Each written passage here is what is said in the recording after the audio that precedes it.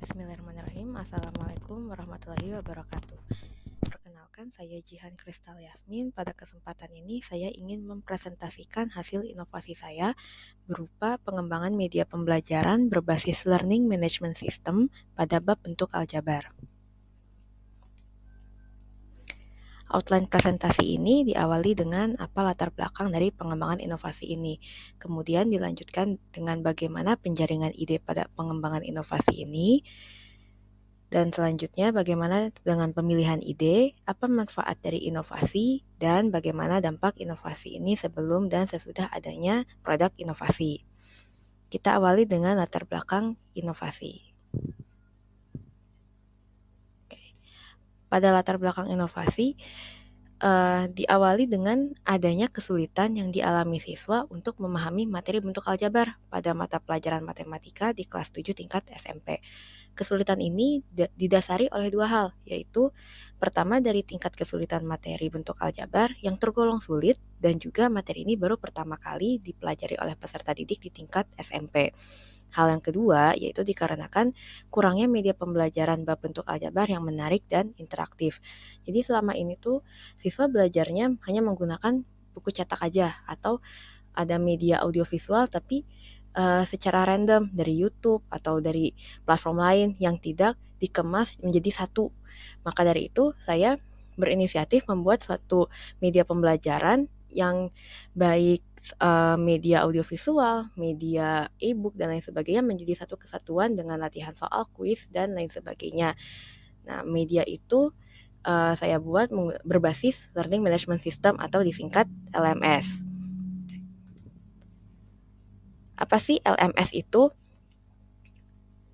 LMS itu atau Learning Management System adalah aplikasi perangkat lunak yang dirancang untuk membuat, mendistribusikan, dan mengatur penyampaian materi pembelajaran dalam jaringan.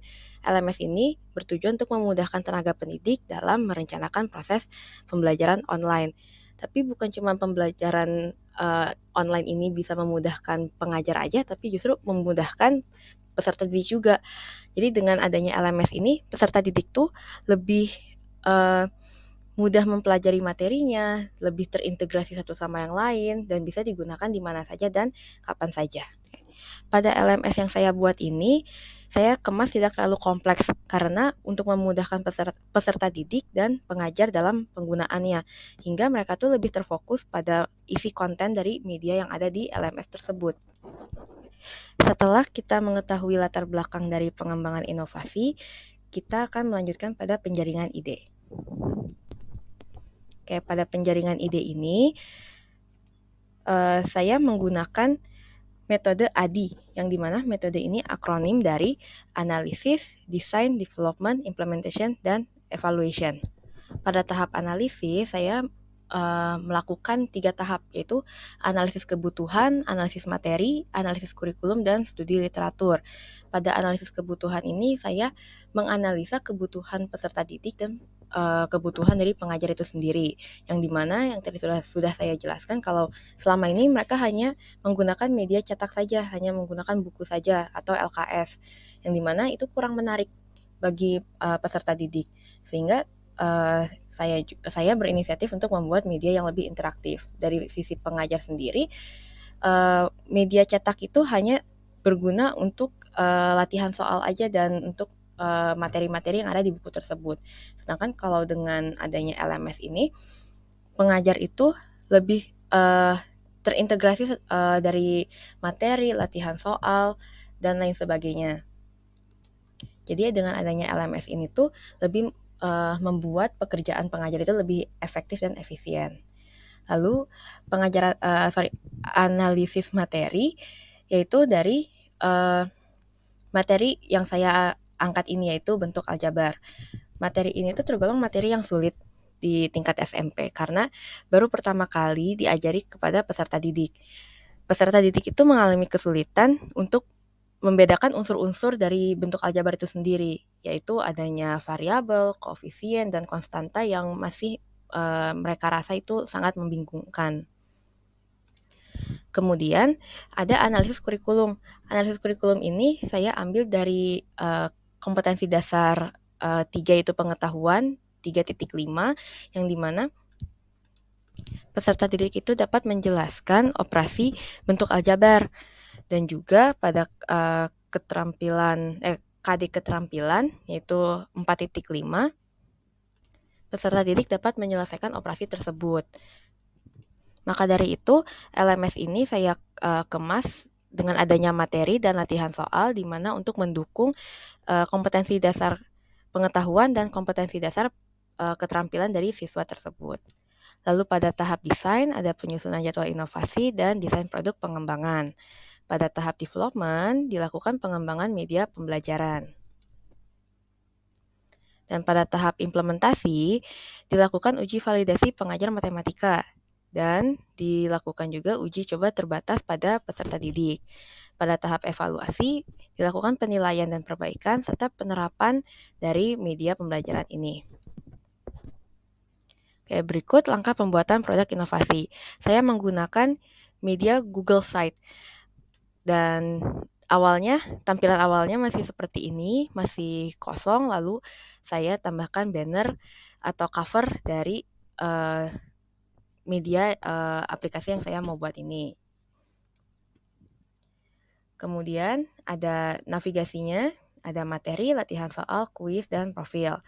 Pada materi, saya menampilkan 5 materi, yaitu ada pengertian aljabar dan unsur aljabar, operasi bentuk aljabar, pecahan aljabar, dan penerapan operasi bentuk aljabar. Kemudian, media ini juga saya kemas dengan latihan soal, terdiri dari 3 latihan soal dari 3 materi inti. Nah, contoh dari latihan soal, unsur pada operasi aljabar ditampilkan pada gambar berikut. Hasil produk inovasinya berupa tampilan website dari Google Site yang ditampilkan pada gambar berikut. Setelah itu, kita akan ke pemilihan ide. Pemilihan ide dalam pengembangan Learning Management System ini dikarenakan pengajar dan peserta didik itu memiliki akun Google dan juga mudah untuk diakses melalui aplikasi Google Chrome. Dan juga semua materi pada web LMS ini terintegrasi dengan semua produk Google. Oke, selanjutnya kita akan ke manfaat inovasi. Manfaat inovasi ini tidak mengganggu jam mengajar pengajar di kelas. Jadi, karena aplikasi ini bisa digunakan di mana saja dan kapan saja, jadi tidak mengganggu jam mengajar pengajar baik guru atau pengajar di bimbingan belajar. Dan kedua, peserta didik dapat belajar secara mandiri kapan aja dan di mana saja.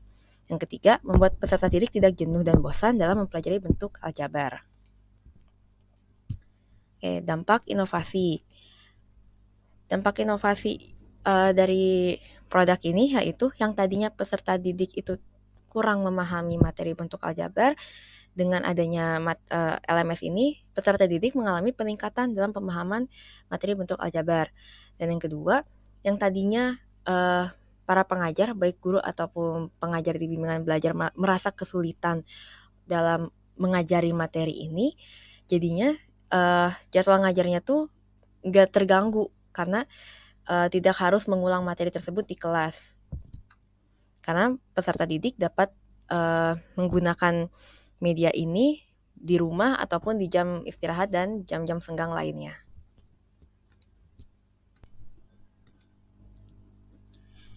Baik, sekian pemaparan dari saya. Kurang lebihnya mohon dimaafkan. Terima kasih. Wassalamualaikum warahmatullahi wabarakatuh.